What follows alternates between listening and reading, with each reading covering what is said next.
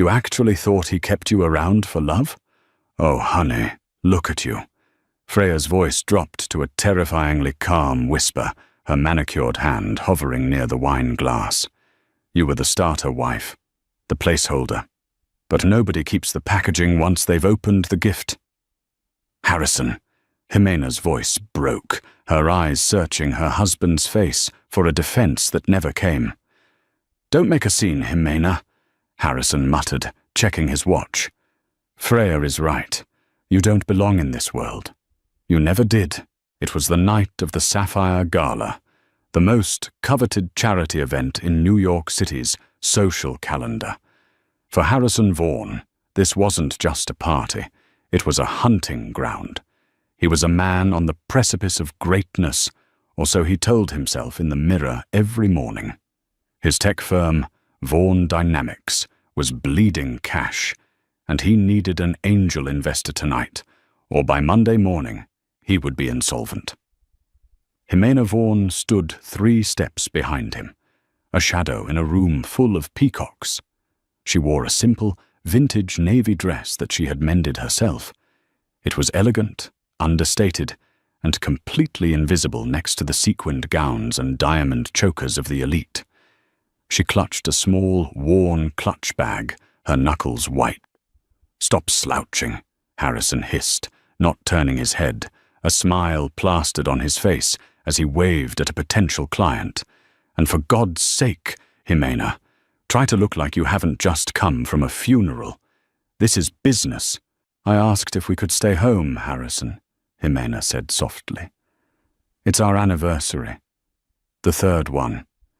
You promised we'd do something quiet." Harrison finally turned, his eyes cold and hard like flint. "Quiet doesn't pay the mortgage, Jimena. Quiet doesn't get me a seat at the table with Sawyer Armstrong. Look around you. This is the league I play in now. If you can't keep up, stay in the car." He didn't wait for her response. He spun around, drawn like a moth to a flame, toward a burst of laughter near the champagne tower. There, holding court, was Freya Ellington. Freya was everything Jimena was not, loud, vibrant, and dripping in new money. She wore a crimson gown that plunged daringly low, and diamonds that Harrison had likely paid for using the company credit card, the same card that had been declined when Jimena tried to buy groceries last week.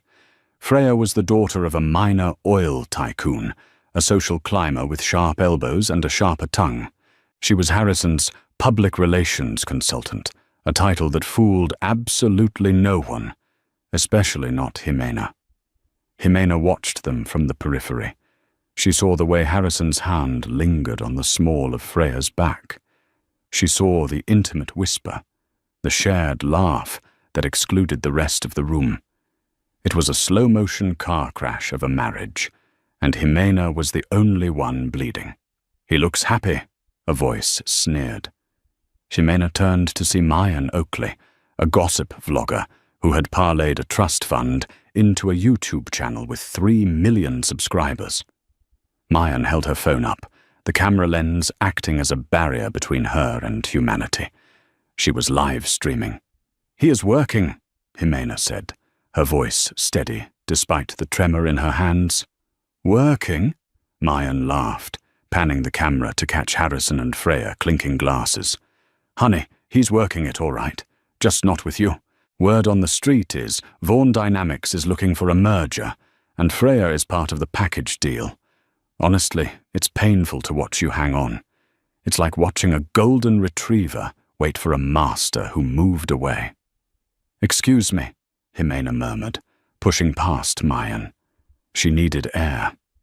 She needed to escape the suffocating scent of lilies and betrayal.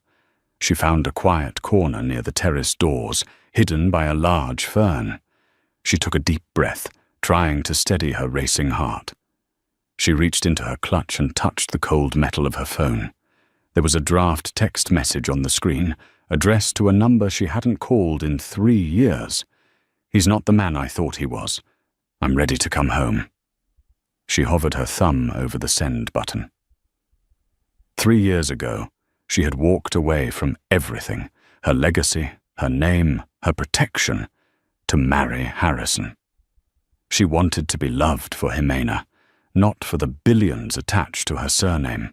She had played the role of the struggling artist, the supportive wife, the nobody.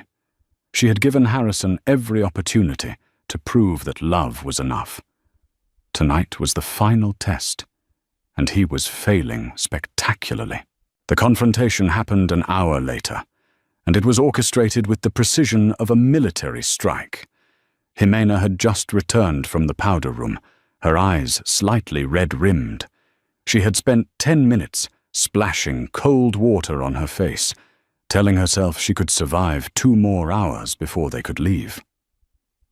As she stepped back into the ballroom, the music seemed to dip, and the crowd parted. Harrison was standing in the center of the room, holding a microphone. He was flushed, likely from the whiskey and the adrenaline of holding court. Freya stood next to him, beaming like a pageant queen. "Ladies and gentlemen," Harrison announced, his voice booming, "I want to make a toast to the future of Vaughan Dynamics. We are pivoting, new energy, new partnerships, shedding the dead weight of the past to embrace a brighter, bolder future." The room applauded politely. Harrison's eyes scanned the crowd and landed on Jimena.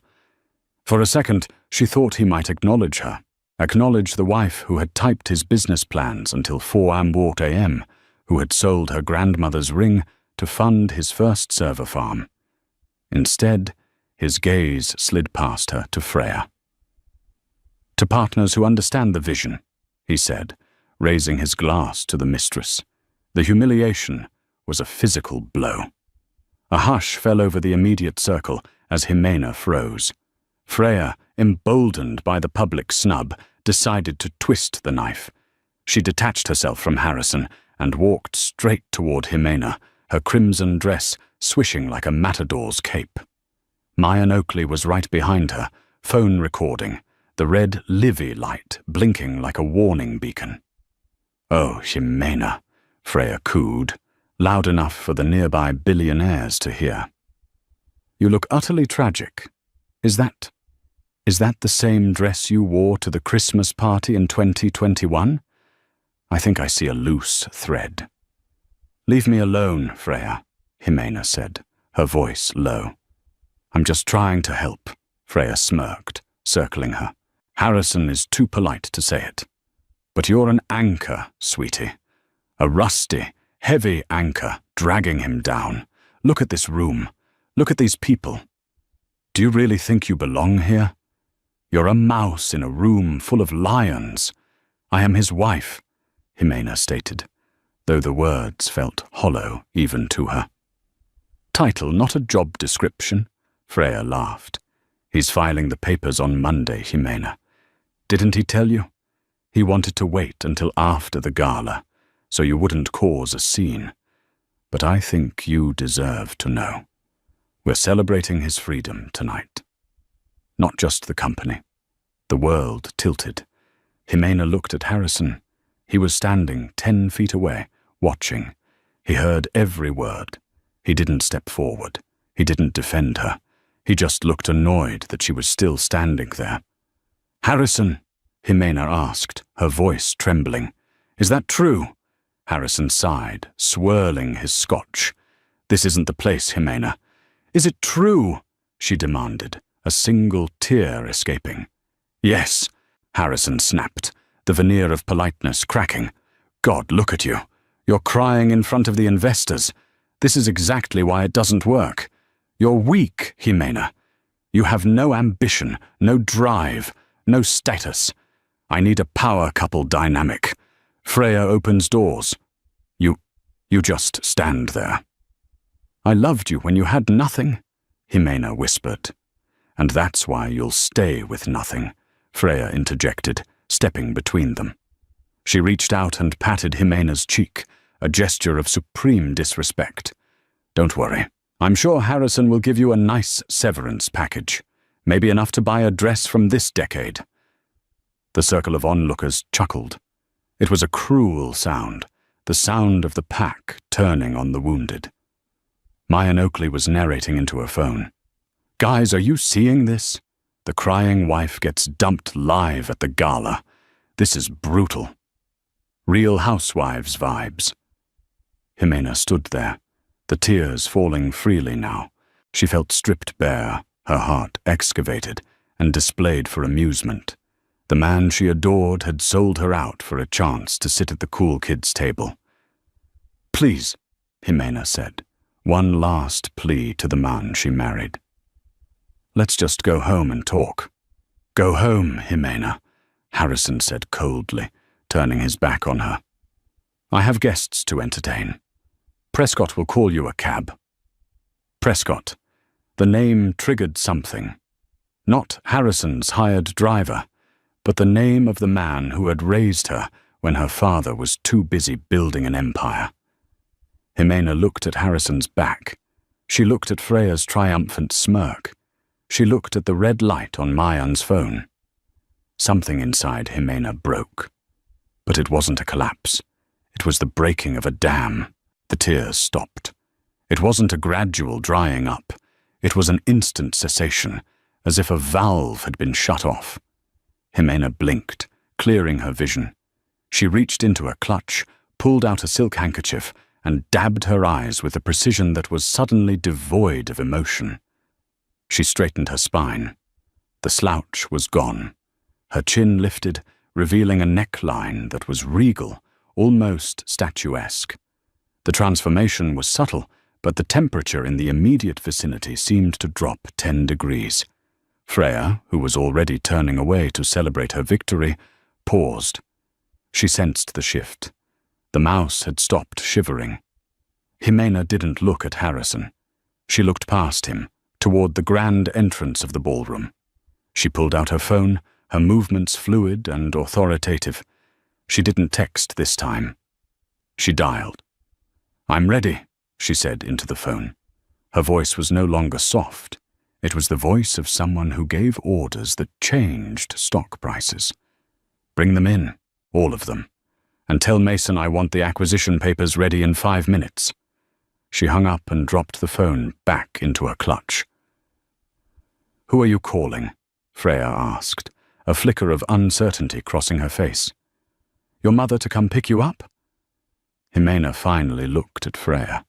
Her eyes, previously warm and brown, were now hard obsidian, in a manner of speaking. Suddenly, the heavy double doors of the ballroom swung open with a force that rattled the sconces.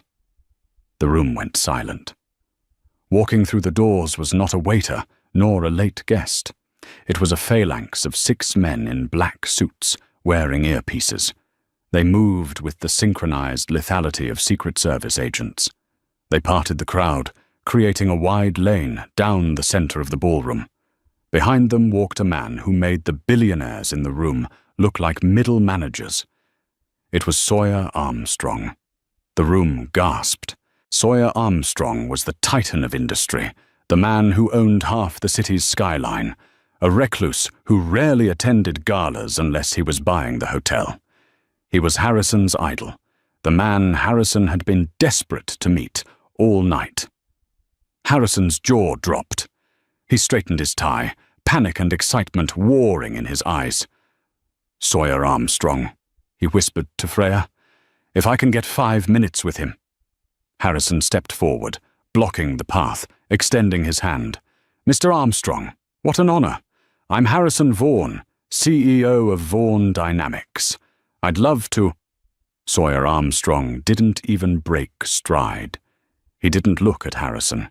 He walked through him as if he were a ghost, his shoulder checking Harrison so hard the younger man stumbled back, spilling his drink onto Freya's red dress. "Hey!" Freya shrieked. Sawyer ignored her. He walked straight to the corner where Jimena stood. The room held its collective breath. Why was the Titan approaching the crying, discarded wife? Sawyer stopped 3 feet in front of Jimena. The 6 bodyguards formed a perimeter, their backs to the center, facing the crowd, pushing Mayan Oakley and her camera back.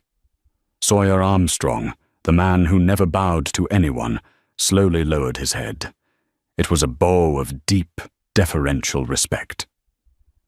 "Miss Sterling," Sawyer said, his voice carrying in the silent room, "your father sends his regards.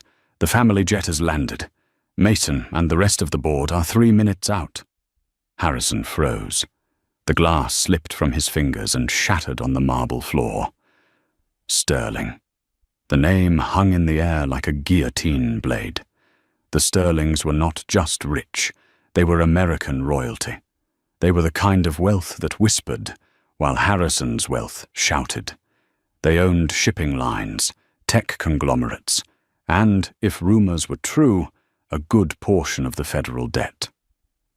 "Thank you, Sawyer," Jimena said. Her voice was cool, aristocratic. She looked at the man who had just bowed to her. "I apologize for the scene. My husband, soon-to-be ex-husband, was just explaining his views on value and status." Harrison's face went pale. The blood drained from his extremities. He looked at Jimena, really looked at her, and saw the resemblance he had missed for 3 years.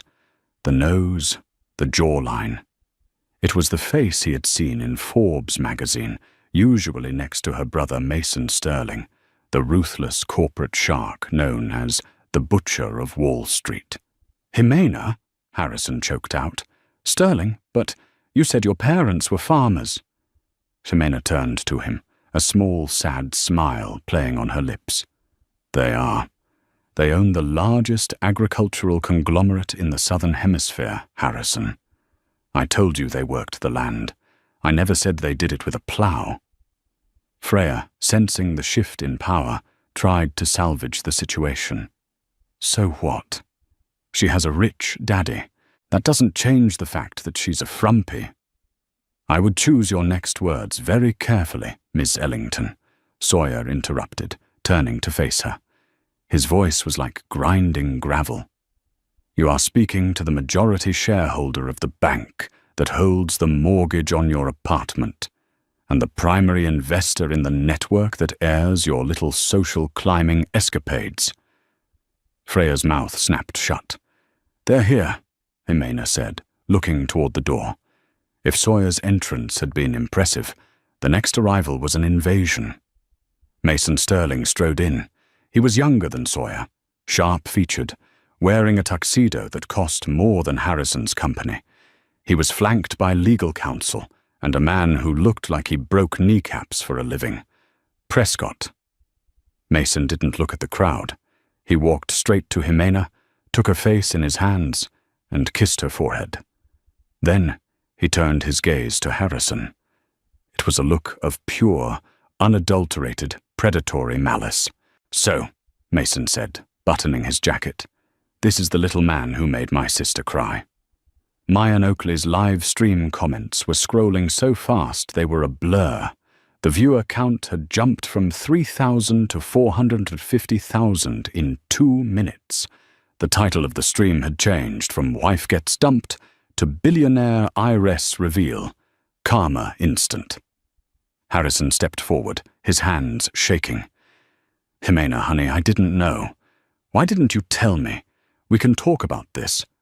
I was under stress." Jimena looked at him, and for the first time in 3 years, Harrison saw the sterling steel in her eyes. "We aren't going to talk, Harrison," she said. "We're going to negotiate the surrender." The silence in the grand ballroom was absolute, a stark contrast to the clinking glasses and murmured gossip of 10 minutes prior. The air conditioning hummed, sounding like a roaring engine in the quiet. Harrison Vaughan stood frozen, his hand still half extended toward a wife he suddenly didn't recognize. Mason Sterling didn't blink. He stepped closer to Harrison, invading his personal space with the casual arrogance of a man who owned the building.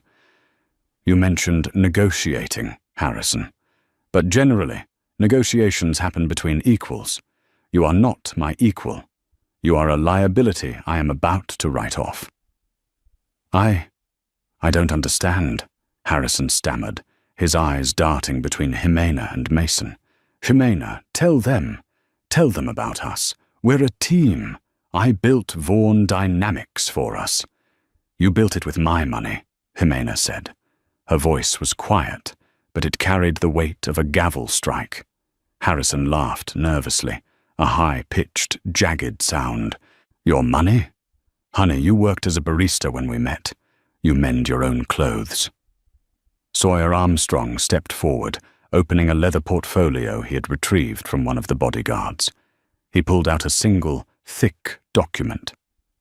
Mr. Vaughan, are you familiar with Aurora Holdings? Of course, Harrison said, sweating now. They're our silent seed investor. They kept us afloat during the liquidity crisis last year. I've been trying to get a meeting with their CEO for months. You're looking at her, Sawyer said, gesturing to Jimena. The color drained from Harrison's face so completely he looked like a wax figure. What? Jimena is the sole beneficiary of the trust that funds Aurora Holdings, Sawyer explained, his tone clinical. She has been funding your little CEO cosplay for 3 years.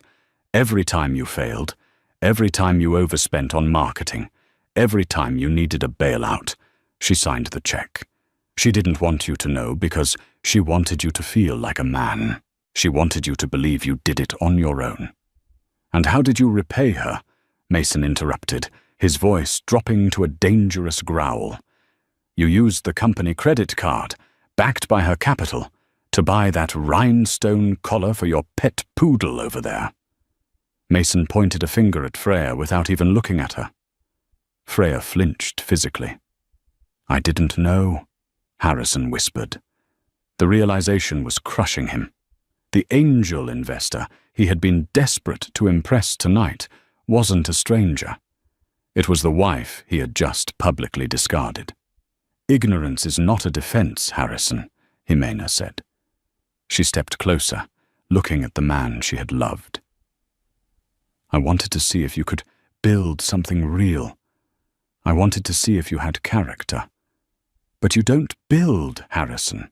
You just consume. You consumed my patience, my love and my money. But the merger, Harrison pleaded, grasping at straws. The deal with Tech Global. If we close that tonight, none of this matters. We'll be rich. I can pay you back. Mason smirked. It was a terrifying expression. Prescott, show him. Prescott, the imposing man standing by the door, stepped forward and tapped his tablet. The large projection screen behind the stage, which was meant to display the Vaughan Dynamics logo, flickered. It changed to a live stock ticker.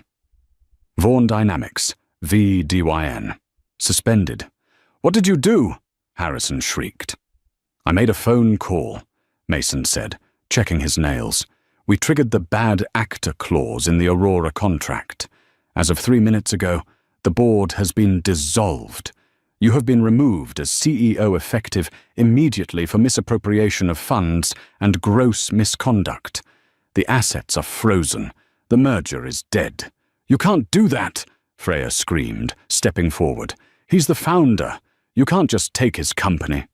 Sawyer Armstrong turned to Freya, looking at her with the mild curiosity one might show a bug on a windshield. Miss Ellington, according to the audit we just completed, you are on the payroll as a public relations consultant at a salary of $250,000 a year. Yet there are no emails, no work products, and no timesheets. Sawyer paused, letting the implication hang in the air. That's embezzlement, Sawyer stated flatly.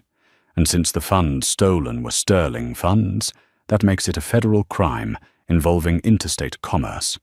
The FBI is notoriously lacking in a sense of humor about these things. Freya's bravado evaporated.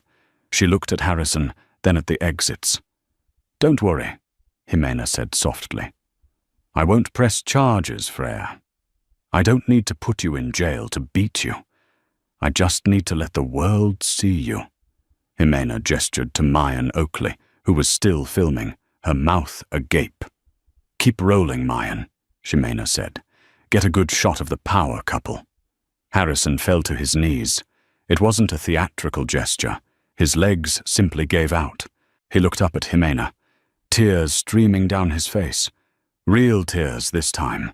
Tears of a man who had held a winning lottery ticket and used it to light a cigarette. "Jimena, please," he sobbed. "I'm sorry. I was lost. The pressure. You know the pressure. I love you. I've always loved you." Jimena looked down at him.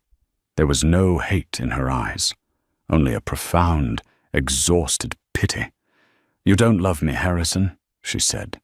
"You love the way the light hits you when you stand next to someone shiny. But I'm done being your mirror." She turned to her brother. "Mason, I'm ready to go." "Cars out front," Mason said, offering his arm. As the Sterling family turned to leave, the crowd parted like the Red Sea. No one looked at Harrison Vaughan. He was already a ghost. The limousine ride to the Sterling estate in the Hamptons was quiet, save for the hum of the tires on the asphalt. Jimena sat by the window, watching the city lights blur into streaks of gold and red. She felt hollowed out, as if the adrenaline that had sustained her through the confrontation had finally burned off, leaving only ash. Mason sat across from her, scrolling through his tablet. "You're trending," he said quietly. #1 worldwide. Twitter, TikTok, YouTube. It's everywhere." "I don't want to see it," Jimena whispered. "You need to know the landscape," Mason insisted gently. Mayan Oakley's stream hit 4.5 million concurrent viewers before you even left the building. The clip of you saying, "I'm done being your mirror," has been remixed 2,000 times in the last hour. He turned the tablet around. The internet had reacted with the swift, merciless justice of a hive mind. The hashtag Sterling Reveal was dominating. But it wasn't just support for Jimena. It was the forensic dissection of Harrison and Freya. "They found Freya's high school yearbook," Mason noted dryly.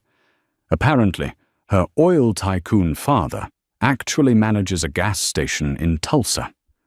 Not that there's anything wrong with that, but she's been claiming to be descended from the Rockefellers." Jimena closed her eyes. "It's cruel."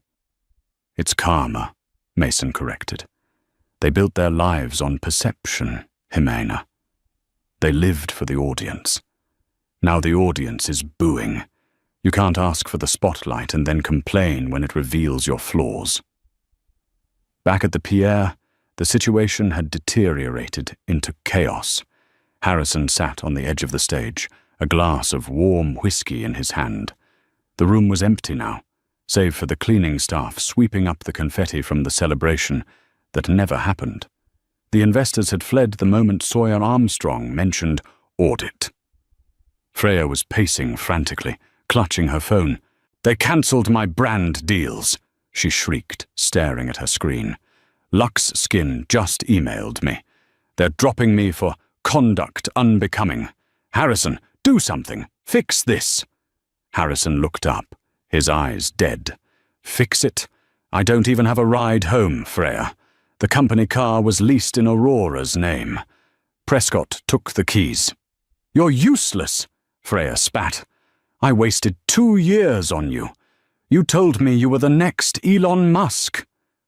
"And you told me you loved me," Harrison muttered. "But I guess we were both lying." Freya stopped pacing. She looked at Harrison, then at her phone, where the comments were rolling in by the thousands, calling her a homewrecker, a fraud, a Temu Freya.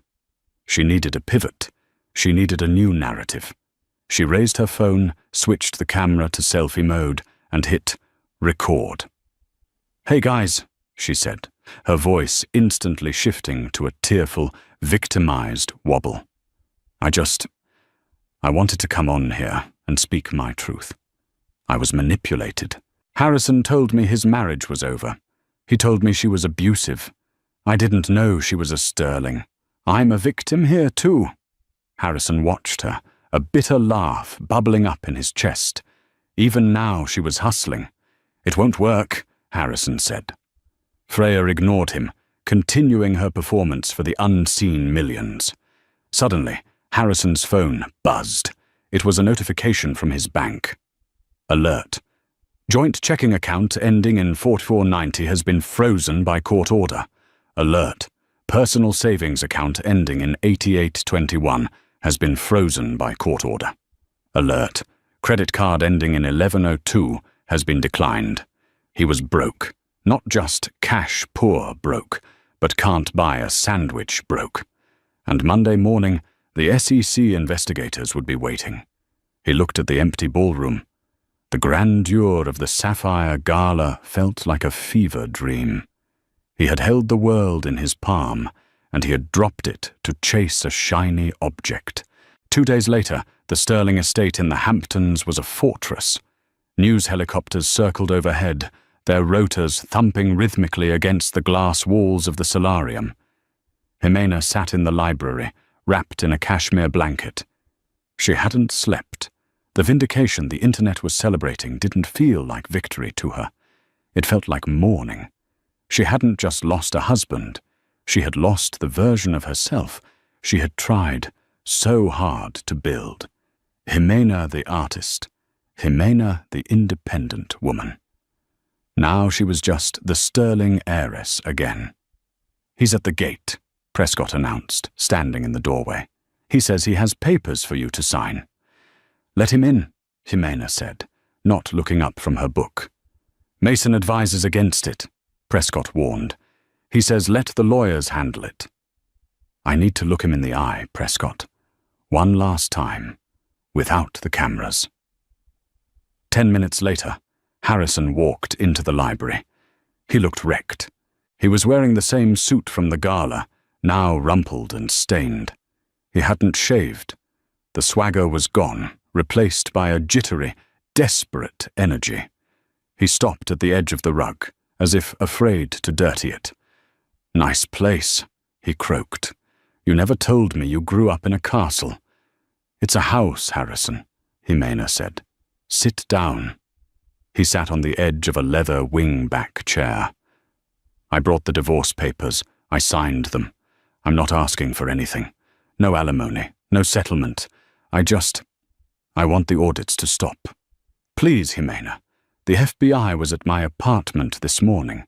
They took my laptop." Jimena placed her book down. "The audits aren't up to me anymore. Once Mason found the irregularities, he had a fiduciary duty to report them. That's out of my hands." Harrison put his head in his hands. "Why?" he whispered. "Why didn't you just tell me? If I had known who you were, if I had known you had this kind of power, none of this would have happened. We could have been a power couple. We could have ruled the city." "That's exactly why I didn't tell you," Jimena said, her voice trembling slightly. "Because I knew that if you knew I was a Sterling, you wouldn't see me. You would just see the bank account. You would see the connections." "Is that so wrong?" Harrison looked up, his eyes pleading. "To want to be successful? To want to win?" "It's not wrong to want to win, Harrison. It's wrong to treat people like rungs on a ladder." Jimena stood up and walked to the window, looking out at the manicured gardens. "I gave you a gift, Harrison. I gave you the chance to be loved for who you were, not what you could provide. I paid the bills so you could chase your dream. I cooked your meals. I listened to your pitches. I loved you. Just you." She turned back to him, tears welling in her eyes. "And the moment you thought you found a better deal, a shinier option, you threw me away like trash. You didn't leave me because you fell out of love. You left me because you thought I was low-value inventory." Harrison opened his mouth, but no words came. The truth of it hung in the air, undeniable. "I tested you," Jimena admitted, "and maybe that was unfair. Maybe secrets are poison. I own that. I lied to you every day for 3 years by omission. I'm not a saint, Harrison, but my lie was about protection. Your lie was about exploitation." I can change, Harrison said, though he didn't sound convinced. I can be the man you wanted. No, you can't, Jimena said sadly. Because that man doesn't exist. He was just a character you played until the money ran out. She walked over to the desk and picked up a pen. She signed the papers he had brought, the scratch of the nib loud in the silent room. Here, she said, sliding the papers across the mahogany. You're free. You have your freedom, Harrison. That's what you toasted to at the gala, wasn't it? Harrison took the papers. His hands were shaking. What happens to me now? That's up to you, Jimena said. But I suggest you start by learning how to make your own coffee. Prescott will see you out. Harrison stood up. He lingered for a moment, looking at the woman who could have given him the world if he had just been decent. He realized with a sickening lurch that he had held the winning hand and folded. He walked out of the library, past the shelves of first editions and the priceless art. As the heavy oak doors closed behind him, Jimena finally let out the breath she had been holding. She wasn't happy. She wasn't triumphant. But for the first time in 3 years, she was clean. The lie was over. She picked up her phone. There was a text from Sawyer Armstrong. Board meeting at 9 a.m. tomorrow. We need to discuss the restructuring of Vaughan Dynamics. And Jimena, wear the red suit. It's time you sat at the head of the table. Jimena looked at the message. She typed back.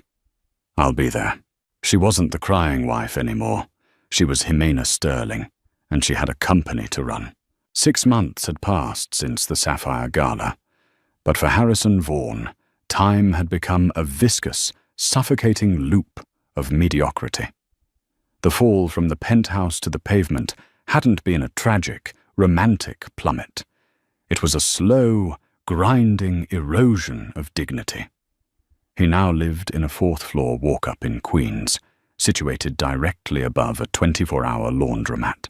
The humidity from the dryers seeped through the floorboards, making his small, windowless bedroom smell perpetually of fabric softener and damp lint. His wardrobe, once a curated collection of Italian wool and bespoke silk, had been liquidated to pay legal fees. He was left with 2 suits that no longer fit his frame, which had thinned from stress and a diet of instant noodles. Harrison stood behind the counter of Tech Depot, a big-box electronics retailer in a strip mall off the highway. His job title was Home Audio Specialist, a euphemism for a salesman who pushed extended warranties on Bluetooth speakers to people who couldn't afford them. "Harry, you're zoning out again," his manager, a 22-year-old named Kyle, with a neck tattoo and a vape pen permanently attached to his hand, snapped from the aisle. "Customer in the TV section looking at the OLEDs. Go upsell the mounting bracket." "I'm on it, Kyle," Harrison muttered, adjusting his blue polyester vest. It chafed his neck, a constant reminder of his new reality. He hated the name tag. It just said, Harry. No surname, no CEO title, just Harry. As he walked toward the wall of televisions, the 85-inch screens were all tuned to the same financial news network. The volume was low, but the chyron was unmistakable in bold red letters. Breaking. Sterling Foundation announces 500-MIT initiative for urban tech incubators. Harrison froze. On the screen, she was there. Jimena. She looked nothing like the woman he had discarded. The mended navy dress was gone, replaced by a structured, architectural white suit that screamed power.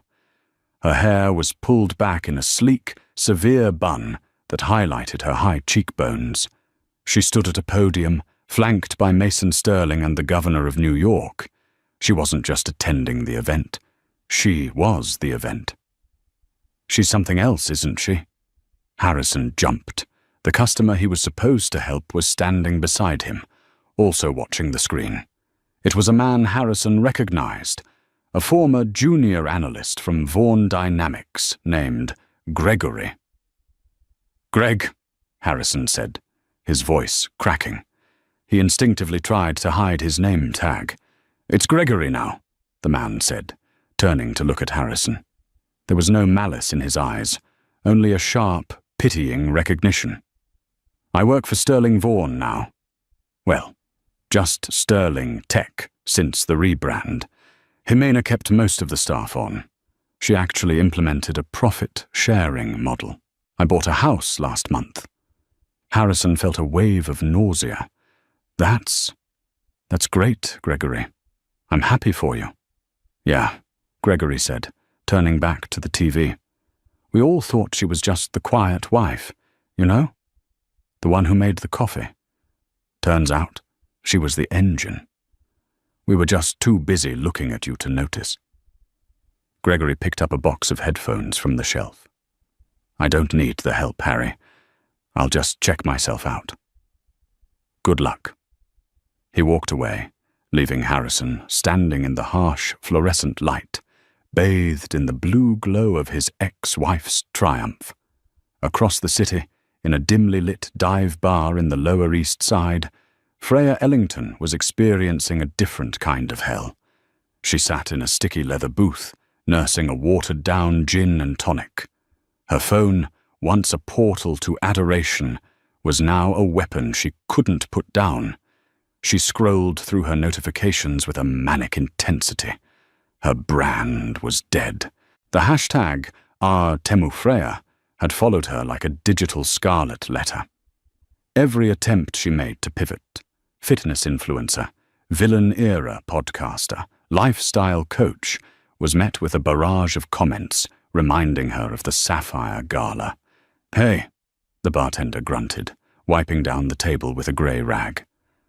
"You gonna order another one, or are you just using my Wi-Fi?" "Do you know who I am?" Freya snapped, the old reflex kicking in. The bartender squinted at her. "Yeah, you're the girl from that meme, the one with the cheap dress." Freya flinched as if slapped. She dug into her purse, pulling out a crumpled $20 bill. It was one of the last few she had.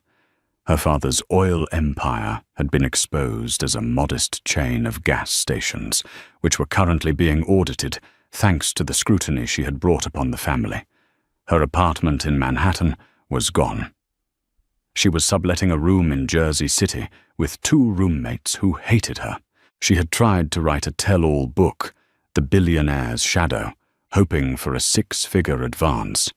Instead, she received a cease and desist letter from the Sterling legal team that was so thick it had cost $20 to mail. The terms were clear.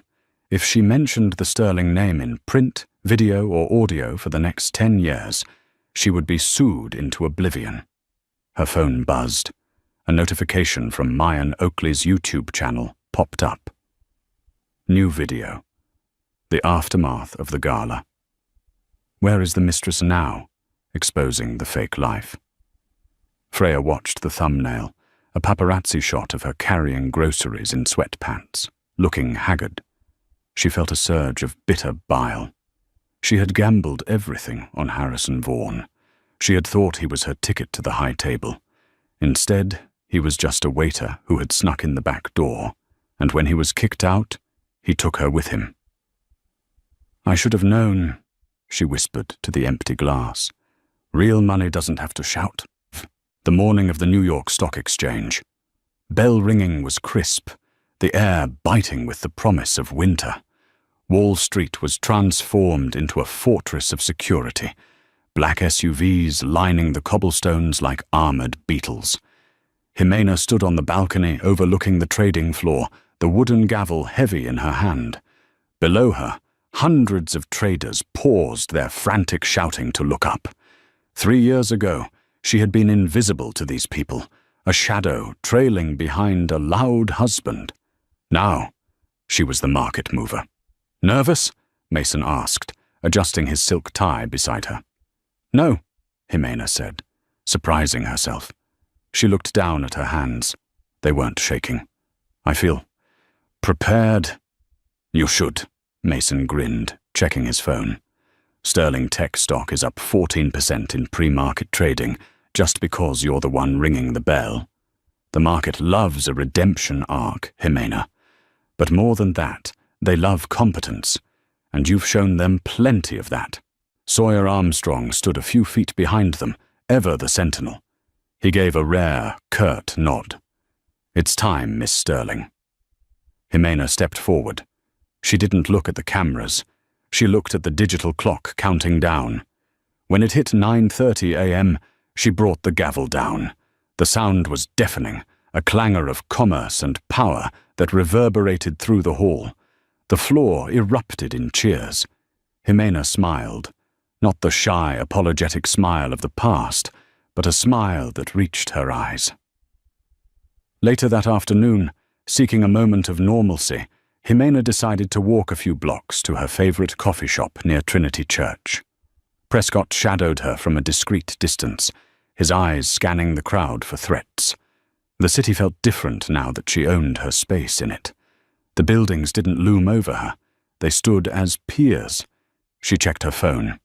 Emails from investors, a text from her mother in Argentina, and a request for a Vogue cover shoot. She turned a corner, distractedly adjusting her scarf, and nearly collided with a man rushing out of the subway station. He was clutching a grease-stained paper bag, his head down against the wind. "I'm so sorry, I wasn't the man started, his voice rough. He stopped. Jimena stopped. The bustling noise of lower Manhattan seemed to drop away, leaving them in a bubble of suffocating silence. It was Harrison. He looked older. The grey at his temples, which he used to meticulously dye, was now prominent and wiry. His skin was sallow, lacking the expensive facials and weekend spa trips. He wore a suit that was clearly off the rack, the shoulders slightly too wide, the fabric synthetic and shiny. "Jimena," he breathed, the name escaping him like a prayer. "Hello, Harrison," Jimena said. Her voice was calm, devoid of the tremor that used to plague her when he was angry. Harrison stared at her. She looked radiant, glowing with a vitality he had never seen. She looked like a masterpiece he had sold at a garage sale for $5. "I saw you on the screens," Harrison stammered, gesturing vaguely toward the giant monitors in Times Square. "You rang the bell. You look incredible." "Thank you," Jimena said politely. She didn't ask how he was. She didn't need to. The frayed cuffs of his shirt told the whole story. "I'm working in Queens now," Harrison blurted out, a desperate need to fill the silence with validation. "Sales. It's a grind, obviously. But I'm leading the regional team in numbers this month. I'm thinking of management soon." He was still doing it. Still trying to impress her with metrics, with potential, with the promise of soon. "That's good, Harrison. I hope you find what you're looking for." She started to step around him. "Wait," Harrison said, his voice desperate. He took a half step toward her, and Prescott instantly materialized from the crowd, stepping between them. Harrison flinched back. "Jimena, please," Harrison said, looking over Prescott's shoulder. "Do you ever think about it? Us? The beginning? Before the money. Before everything got complicated. We were happy, weren't we?" Jimena signaled Prescott to stand down. She looked at Harrison, really looked at him. For the last time. "I think about the girl who loved you," Jimena said softly. "I learned a lot from her. She was kind. She was patient. She was loyal to a fault. I kept those parts of her, Harrison, but I left the part of her that needed you to tell her she existed."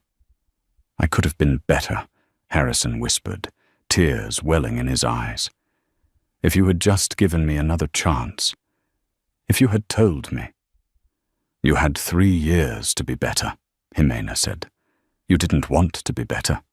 You wanted to be famous. And now you are." She nodded to Prescott. "Goodbye, Harrison." She walked away, her heels clicking rhythmically on the pavement, a sound of forward momentum. She didn't look back. If she had, she would have seen Harrison Vaughan standing alone in the middle of the rushing crowd, clutching a bag of cold fast food, watching the only real thing he ever had walk out of his life forever. The sun was setting over Central Park, casting long purple shadows across the city. Jimena sat on the terrace of her penthouse, the wind gentle against her face. Sawyer Armstrong sat across from her at the glass table, closing a leather folder. "The acquisition of the Ellington family land in Tulsa is complete," Sawyer noted, his tone conversational. "We didn't buy it out of spite, strictly speaking. It's a prime location for the new solar farm initiative. But Freya's father was surprisingly eager to sell. He sent a letter of apology regarding his daughter's behavior." "You didn't have to do that, Sawyer." Jimena sighed, swirling her tea. "We protect our own," Sawyer said simply. "And besides, it's good business. The land was undervalued." Mason walked onto the terrace, carrying 2 glasses of vintage red wine. He handed one to Jimena and sat on the railing, looking out at the skyline. "To the future," Mason toasted, "and to the fact that Mayan Oakley is currently streaming a 20-minute apology video because our legal team threatened to demonetize her entire network for defamation." Jimena smiled, but she didn't drink immediately. She looked at her brother, then at Sawyer, the men who had protected her when she couldn't protect herself. "Do you know what the worst part really was?" Jimena asked, her voice reflective. "The humiliation at the gala," Mason guessed. "The betrayal," Sawyer offered. "No," Jimena said, shaking her head. "The worst part was that I believed him. When he told me I wasn't enough, when he told me I was packaging or a placeholder, I believed him. Even with the sterling name, even with the billions in the trust, I let him define my worth. I let a man who didn't know himself tell me who I was." She took a sip of the wine. It tasted rich and complex, like the life she was reclaiming. "That's the real tragedy," she continued. "Not that he cheated, but that he made me doubt my own value. Money can buy companies, Mason. It can buy silence. It can buy justice. But it can't buy the feeling of being enough. I had to build that myself, brick by brick, after he tore it down." Mason put a hand on her shoulder, squeezing gently. "And you did. You stood in that ballroom and you took your power back. That's why people are cheering, Jimena. Not because you're rich, but because you stood up." "I'm ready for the next chapter," Jimena said, her eyes fixed on the horizon, where the lights of the city were beginning to twinkle. No more hiding. No more tests. Just truth. Below them, the city hummed with energy. Somewhere in Queens, a light flickered in a small apartment above a laundromat.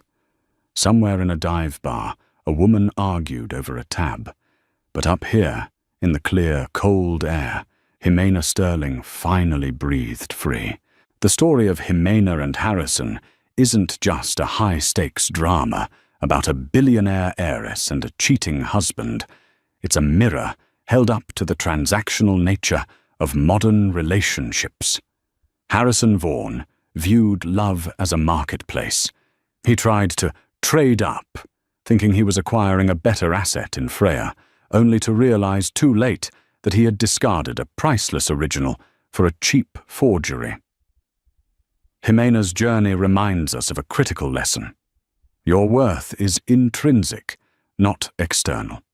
No amount of validation from a partner and no amount of mockery from a rival can change who you are. Harrison failed the character test, not because he was poor, but because he was empty. And when the truth finally came out, as it always does, karma didn't miss.